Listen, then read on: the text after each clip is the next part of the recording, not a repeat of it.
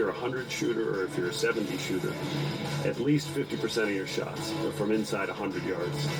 And I challenge everybody, will you go to the practice tee and spend, if you have an hour to practice, will you spend a half an hour on chipping, pitching, wedge shots, putting? If you want to shoot lower scores, it's not a secret. You got to be better around the greens. Welcome back into Golf Channel Academy. I'm with Brad Faxon here at the Old Sandwich Golf Club, working on short game. And the agronomy now in golf is so good. It's so pristine right here. But I'm asking you, what are you doing with the 5-wood here? Well, Gary, that's a great question. And the agronomy's changed so much. These fringes, most of the courses that you play nowadays, are better than the greens we used to putt on as kids. Chipping has become tougher and tougher for a lot of people, but I just want to show you the options when you're around the green. You've missed it. You're on a tight lie. The grain may be growing all around you. The direction the grass grows can catch the club. So we've seen players use lots of different clubs around the greens, and we were talking about how Tiger Woods at Congressional in 1997 at the U.S. Open took a 3-wood out from behind the green and hit it all the way along the green. And the reason why players use hybrids or fairway woods instead of a putter is it's got loft. It gets the ball off the ground so it doesn't stick in the grass and slow down right away. So I'm going to use my normal putting grip with this hybrid. I'm going to put my hand slightly forward, and I'm going to make a putting stroke with this hybrid. And the ball comes out just like a putt. It gets above the grass fast, and it doesn't stick on the fringe. It's a pretty good option when you have a real tight lie, and especially when you have to go uphill and stop the ball quickly. All right, now that looks similar to a putting stroke. So now Right. I'm going to hand you your putter. I use the same putting grip on that hybrid. I use a reverse overlap.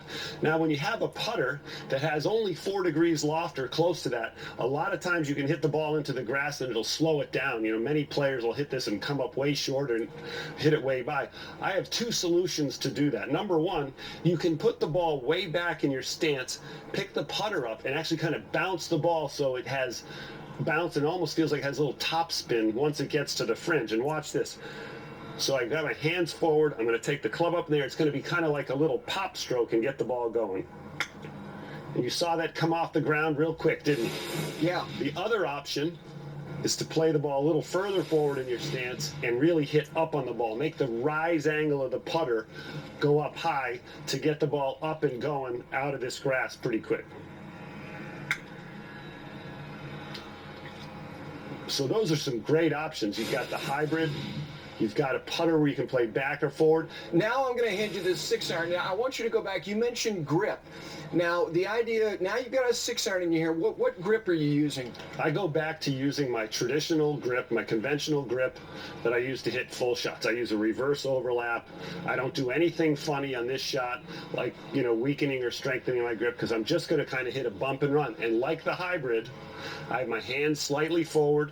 I have my weight forward. I'm not using my putting grip to do this. It's just a simple chip shot motion, just like the motion we showed before, where I'm going to run the ball along the ground. And I like that option. That's what players used to do all the time until hybrids came along, and that seemed to change the game. The next option is the option that most people assume is the only one they have. They buy wedges and they assume, well, these are the clubs I use around the green exclusively, but you're saying, no, no, no. I'm saying maybe, you know. I'm saying you can look at all your options. This is the 60-degree club. This is the highest lofted club in my bag.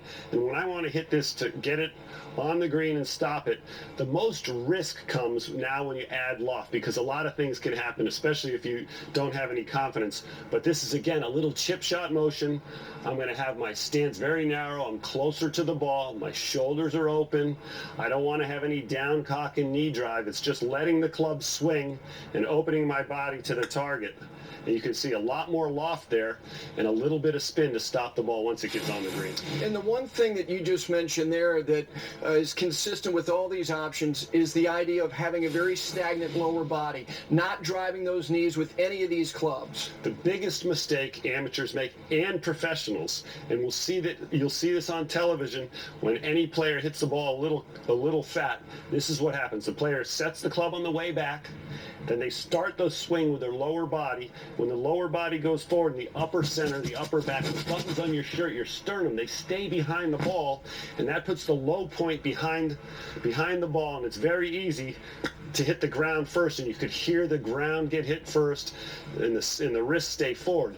I think a big key on this shot is to make sure you let the club pass your body. And I like watching players like Corey Pavin and Ernie Els. They have a great little motion through the ball. Once they swing, their arms kind of fold, and their body keeps going towards the target.